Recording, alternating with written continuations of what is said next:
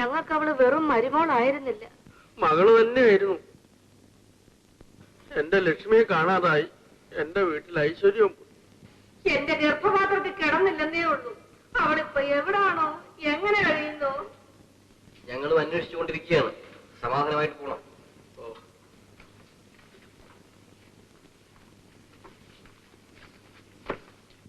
എനിക്കൊരു സംശയം തോന്നുന്നു. എന്താണ്? പറയൂ.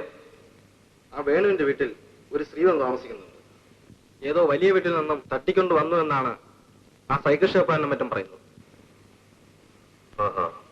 ഹസ്തരേഖാശാസ്ത്രം, പഴയ ജ്യോത്സ്യങ്ങൾ, സ്റ്റീൽ പാത്രം. നല്ല മുഖമേ ഇങ്ങനെ ഇരുന്നാൽ ഹസ്തം എങ്ങനെ ഇരിക്കും? ആ കൈയൊന്നു നീട്ടു. അയ്യോ, ഞാൻ കഥ തുറക്കത്തില്ല. നിങ്ങൾ ചെറുപ്പക്കാരനല്ലേ, ചെറുപ്പക്കാരെ വിശ്വസിക്കരുന്ന്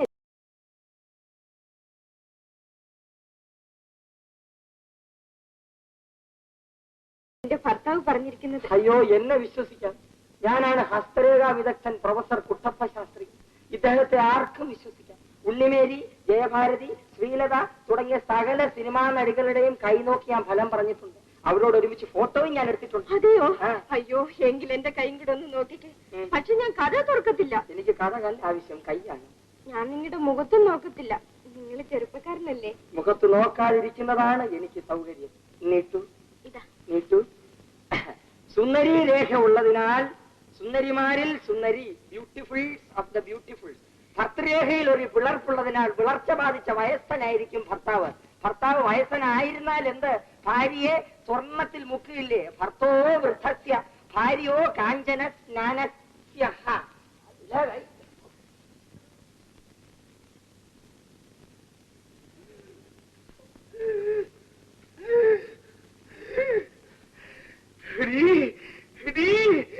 ഞാൻ ഇവിടെ ഇല്ലാത്തപ്പോ ആ സുന്ദര കുട്ടപ്പൻ വന്നത് ഹാരി. എന്റെ കൈ നോക്കാൻ നോക്കാമെന്നാണെന്ന് എനിക്ക് മനസ്സിലായി. നിന്നെ ഞാൻ കൊല്ലുമതി, നിന്നെ ഞാൻ കൊല്ലും, കൊല്ലും, കൊല്ലും, കൊല്ലും, കൊല്ലും, കൊല്ലും. കുളിയ കുളിയ കുളിയ കുളിയ.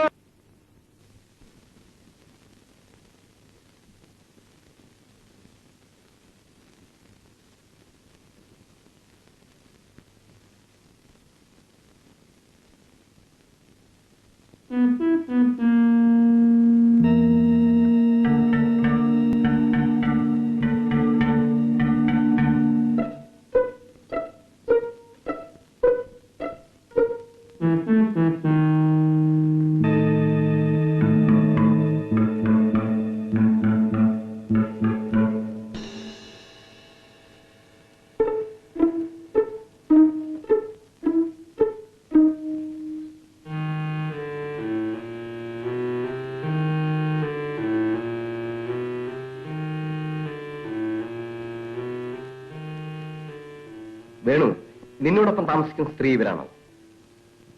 അതെ. ക്ഷമിക്കണം, ഞാനൊരു കേസ് അന്വേഷണത്തിന് വന്നതാണ്. എനിക്ക് നിങ്ങളോട് ചില സംശയങ്ങൾ ചോദിക്കാനുണ്ട്.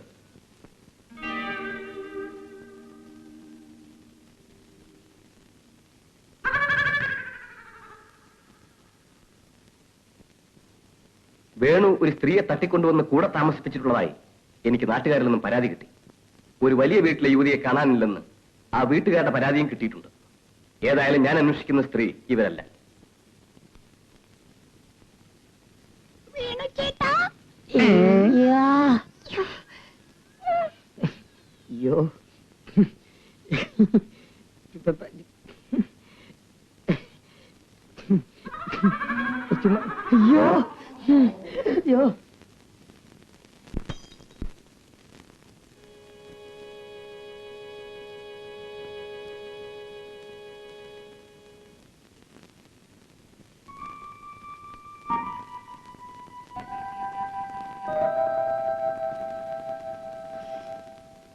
ഇപ്പൊ എനിക്ക് മനസ്സിലായി, ഇൻസ്പെക്ടർ എന്നെ അന്വേഷിച്ചു വന്നതല്ല, കള്ളനെ അന്വേഷിച്ചാണെന്ന്. അയ്യോ ചേച്ചി, ഇത് ഞാൻ കല്യാണം കഴിക്കാൻ പോണ പെണ്ണിന് വാങ്ങിച്ചതാ. അല്ലേ അല്ലേ?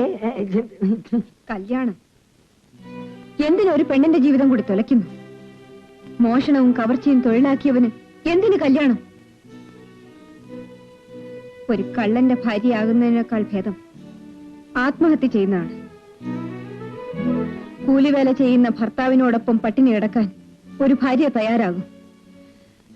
കട്ട മുതൽ കൊണ്ട് തീർക്കുന്ന മാളികയേക്കാൾ അധ്വാനിച്ചുണ്ടാക്കുന്ന കുടിലായിരിക്കും അവൾ മോഹിക്കുക. ചേച്ചി, ഞാൻ കള്ളനായതല്ല, എന്നെ നാട്ടുകാർ കള്ളനാക്കിയതാണ്. എന്റെ 10ാമത്തെ വയസ്സിൽ വിശപ്പ് സഹിക്കാനാവാതെ ഒരു ചായപ്പീടിയിൽ നിന്നും 4 പരിപ്പുവട ഞാൻ മോഷ്ടിച്ചു തിന്നു. ചായക്കടക്കാരൻ എന്നെ തല്ലി.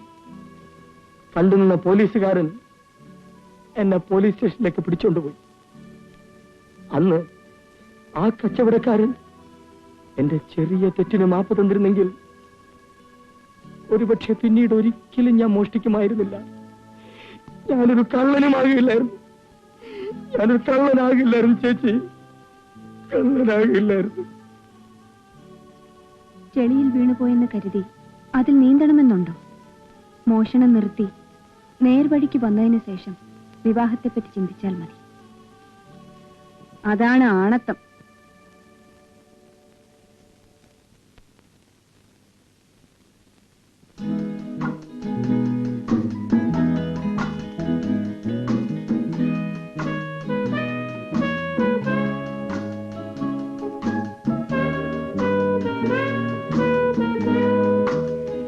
ലില്ലി, വെറുതെയല്ല ഞാൻ പറയുന്നത്. എനിക്ക് വ്യക്തമായ തെളിവുകൾ കിട്ടിയിട്ടുണ്ട്. വേണു നിന്റെ പിടിയിൽ നിന്ന് വഴുതിപ്പോയിക്കൊണ്ടിരിക്കുകയാണ്. വേണുവിനെ കുറിച്ച് എന്ത് വേണമെങ്കിലും പറഞ്ഞോളൂ. പക്ഷേ അദ്ദേഹം എന്നെ സ്നേഹിക്കുന്നില്ലെന്ന് മാത്രം പറയുന്നു. ഞാൻ ഇന്ന് ജീവിക്കുന്നത് തന്നെ അദ്ദേഹത്തിന് വേണ്ടി മാത്രമാണ്. You are A fool. നിന്റെ സൗന്ദര്യത്തിന്റെ വിലയായി ലക്ഷങ്ങൾ വാരിയെറിയാൻ ഇവിടെ കോടീശ്വരന്മാർ കാത്തിടക്കുമ്പോൾ നീ അവന്റെ ഭാര്യയാകാൻ പോകുന്നു. സില്ലി. അതെ, വേണുവും ഞാനും ഞങ്ങളുടെ കുട്ടികളും അടങ്ങുന്ന ഒരു കൊച്ചു കുടുംബം, അത് തന്നെയാണ് എന്റെ സ്വപ്നം. ആ സ്വപ്നം എങ്ങനെന്ന് വന്ന ഒരു സ്ത്രീ തകർത്ത് കളഞ്ഞാൽ നീ സഹിക്കും? സ്ത്രീയോ? അതെ, വേണുവിന്റെ മനസ്സിൽ മറ്റൊരു സ്ത്രീ കടന്നുകൂടിയിട്ടുണ്ട്. അതുകൊണ്ടാണ് പഴയതുപോലെ അവനോട് വരാത്തത്. അവനിപ്പോഴും മോഷ്ടിക്കുന്നുണ്ട്, സാധനങ്ങൾ മറ്റാർക്കോ വിൽക്കുന്നുമുണ്ട്. നമ്മൾ രണ്ടുപേരും വേണുവിന്റെ വീട്ടിൽ പോകുന്നത് വളരെ സൂക്ഷിച്ചു വേണം. ഇൻസ്പെക്ടർ മേനോൻ ഭയങ്കരനാണ്. വേണുവായിട്ടുള്ള ബന്ധം അയാൾ അറിഞ്ഞാൽ സംഗതികൾ കുഴയും. ഗോപി, നീ ഉടനെ വേണുവിനെ ചെന്ന് കണ്ട് ലില്ലിയും ഞാനും അവനെ കാണാൻ കാത്തിരിക്കുന്നു എന്ന് പറയാ. അവനെ കൂട്ടിക്കൊണ്ടേ വരാവൂ. വേഗം പോയിട്ട് വരും. വേണു ഇവിടെ വന്നാൽ ആ പെണ്ണിനെ കുറിച്ച് നീ അവനോട് യാതൊന്നും ചോദിക്കരുത്. വെട്ടൊന്ന് മുറി 2 എന്ന മട്ടിൽ പെരുമാറുന്നവനാണ്. അങ്ങനെ ഒരു ചോദ്യം അനാവശ്യമാണ് സാർ. വേണുവിന്റെ ജീവിതത്തിൽ മറ്റൊരു സ്ത്രീ, അതൊരിക്കലും സംഭവിക്കാൻ പോകുന്നില്ല.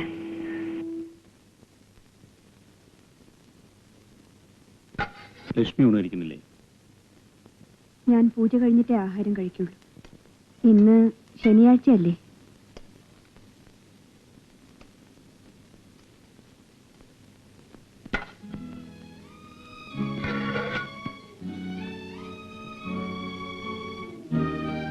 ഈ ചോറ് നമുക്ക് ഒന്നിച്ചു കഴിക്കാം, അല്ലെങ്കിൽ നമുക്ക് ഒരുമിച്ച് പട്ടിണി കിടക്കാം. വേണു കഴിക്കൂ, എനിക്ക് തീരെ വിശപ്പില്ല. പിന്നെ എനിക്കാണോ വിശപ്പ്? പൈപ്പ് വെള്ളവും കുടിച്ച് തെരുവ് തന്നെയിൽ കിടന്ന് വളർന്ന എനിക്ക് വിശപ്പ് ഏറ്റവും വലിയ കൂട്ടുകാരനാണ്. ലക്ഷ്മി ഇരിക്കൂ, ഞാൻ പോയി നോക്കാം.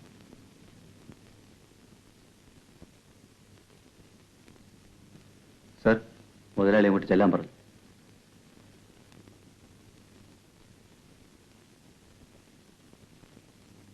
ശരി, താനോടൊപ്പം എനിക്ക്.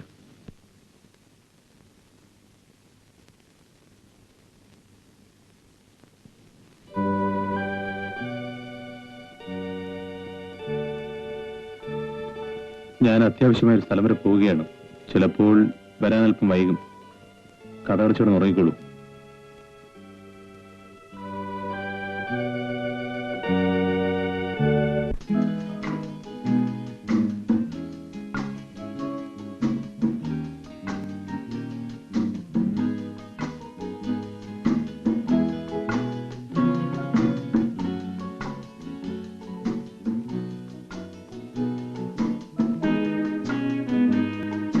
വരൂ വേണു.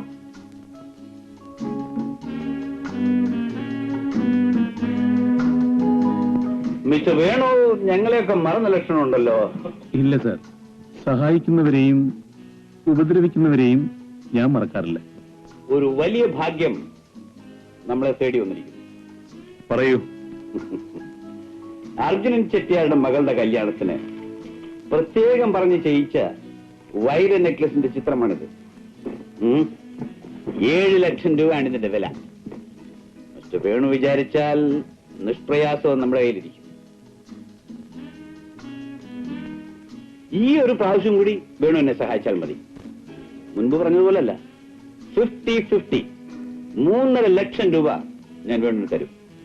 നിങ്ങളെ രണ്ടുപേരെയും അപകടമില്ലാത്തൊരു സ്ഥലത്ത് കൊണ്ടുവന്നാക്കുകയും ചെയ്യും.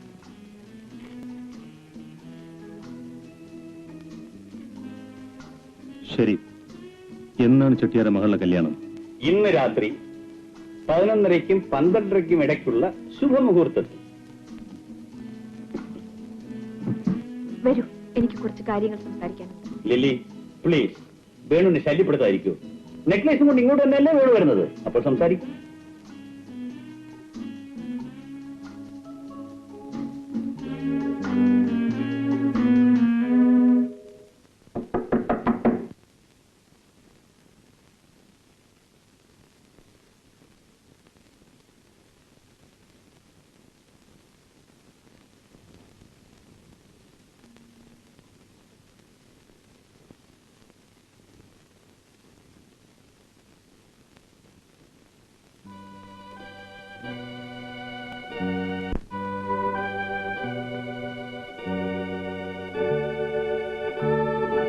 ഈ രാത്രിയിൽ ഇനി എവിടെ പോകുന്നു?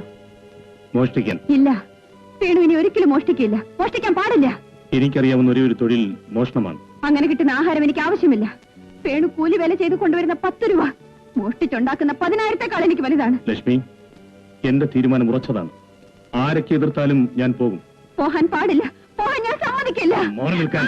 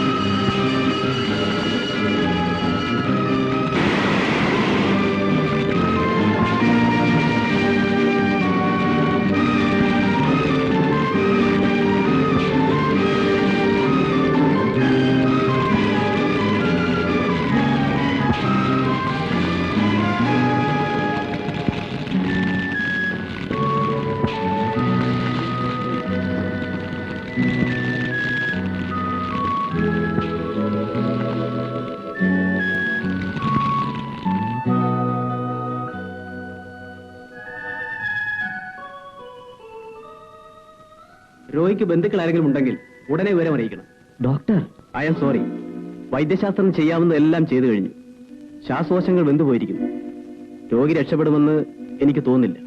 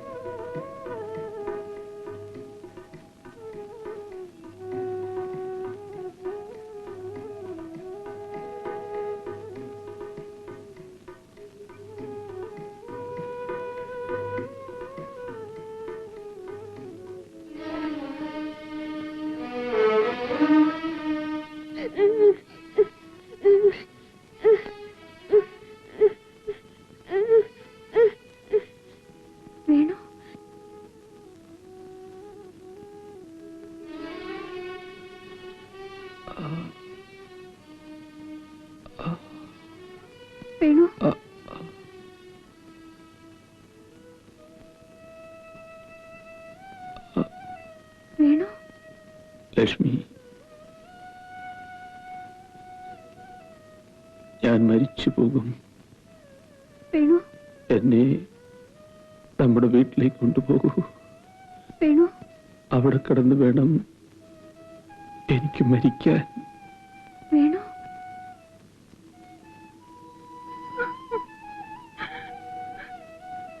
എന്റെ വേണുവിനെ ആശുപത്രിയിൽ നിന്ന് കൊണ്ടുവന്നു. എന്റെ മോന് അസുഖം കൂടുതലാണോ? വീട്ടിൽ വരണമെന്ന് വേണിച്ചേട്ടൻ വാശി പിടിച്ചു. അത് കാരണം കൊണ്ടുവന്നത്. സൂക്കട് ഇപ്പോഴും കൂടുതലാ. എനിക്ക് അവനെ ഒന്ന് കാണണം. എന്നെ ഒന്ന് കൊണ്ടുപോ മക്കളെ.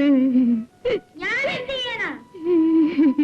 എനിക്കാണെങ്കിൽ അമ്മൂമ്മയെ പൊക്കി കൊണ്ടുപോകാനും വയ്യ, അമ്മൂമ്മയ്ക്കാണെങ്കിൽ എഴുന്നേറ്റ് നടക്കാനും വയ്യ. പിന്നെ എങ്ങനെയാ പോയി കാണുന്നേ? ഭഗവാനെ, എന്റെ മോനെ രക്ഷിക്കണേ. അമ്മൂമ്മ കരയില്ല, അമ്മൂമ്മ അമ്മൂമ്മ കരയില്ല.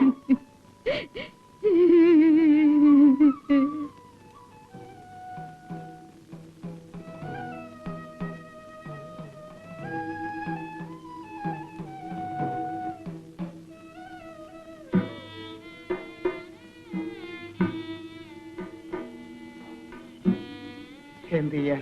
സംഭവിക്കേണ്ടത് സംഭവിച്ചു. നല്ല മനുഷ്യൻ. തനിക്ക് ഒരു ബന്ധവുമില്ലാത്ത ഒരു കുഞ്ഞിനെ രക്ഷിക്കാൻ വേണ്ടിയല്ലേ അദ്ദേഹം ജീവൻ തന്നെ പണയം വെച്ചത്? ആ, നമുക്ക് ആർക്കും അദ്ദേഹത്തെ മനസ്സിലാക്കാൻ കഴിഞ്ഞില്ല. അയ്യപ്പ, ആർക്കും വേണ്ടാത്ത എന്റെ ജീവനാണ് എടുത്തിട്ട് എന്റെ വേണുവിന്റെ ജീവൻ തിരിച്ചു കൊടുക്കണേ. എന്റെ മോനെ ജീവിപ്പിക്കണേ. എന്റെ ധർമ്മശാസ്താവേ.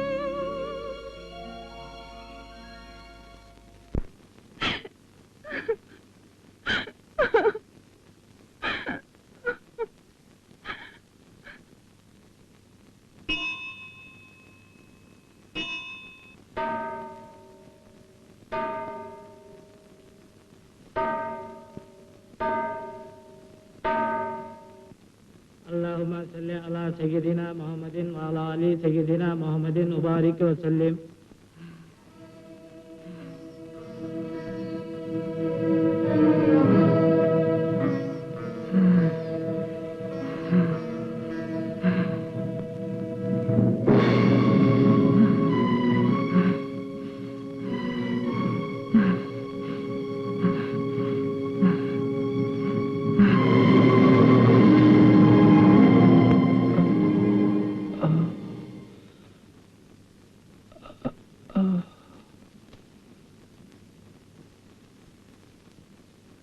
ലക്ഷ്മി,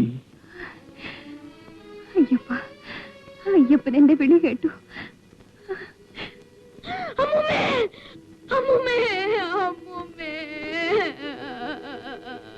വേണു, ചേച്ചി, നമ്മുടെ ആൾത്തെ അമ്മൂമ്മ മരിച്ചുപോയി.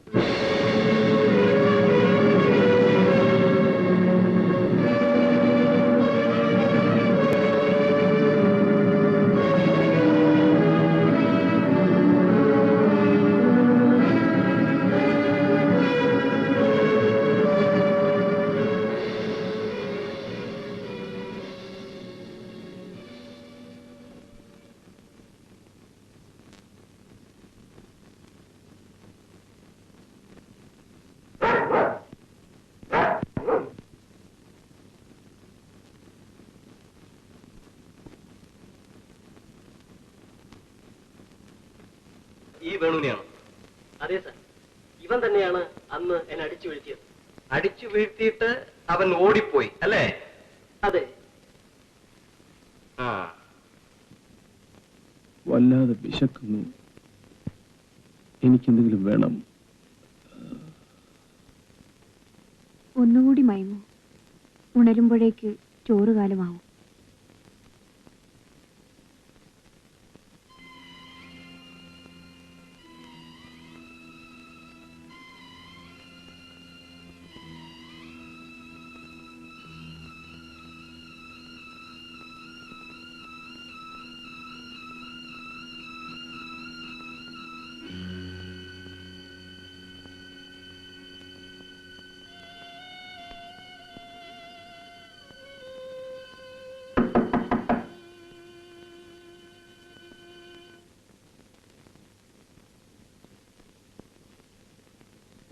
എനിക്കൊരു പരാതി കിട്ടിയിട്ടുണ്ട്.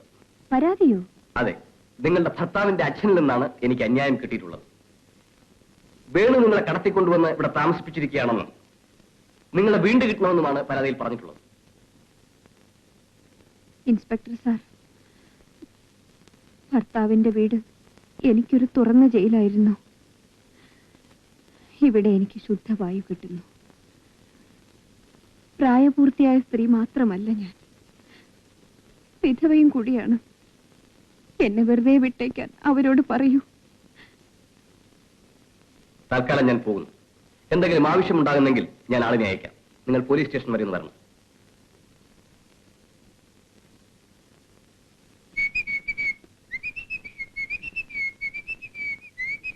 അയ്യോ അയ്യോ അയ്യോ അയ്യോ, ചോറ് പാഴ്സൽ.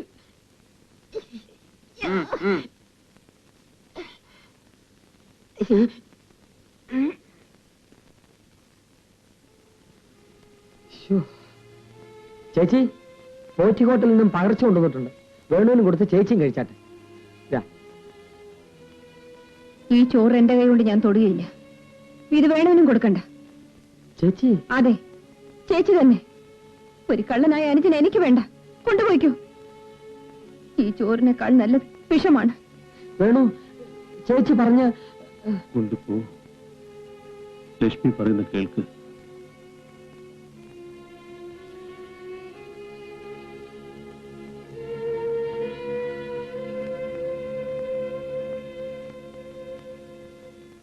എന്റെ സിന്ധു ഭൈരവി, ഞാൻ നിന്നോട് പറഞ്ഞതെല്ലാം പച്ചക്കള്ളമാണ്. നീ വിചാരിക്കുന്നത് പോലെ ഞാനൊരു കോടീശ്വരന്റെ മകനൊന്നും അല്ല. പോക്കറ്റ് അടിച്ച് ജീവിക്കുന്ന ഒരു സാക്ഷാൽ കള്ളനാണ്. എനിക്കിതൊക്കെ നേരത്തെ അറിയായിരുന്നു. എന്തുകൊണ്ട്? അന്ന് നിങ്ങൾ ഇട്ടിരുന്ന കോട്ടും പാന്റും വാടകയ്ക്കെടുത്തത് ഏത് കടയിൽ നിന്നാണെന്ന് പോലും എനിക്കറിയാം.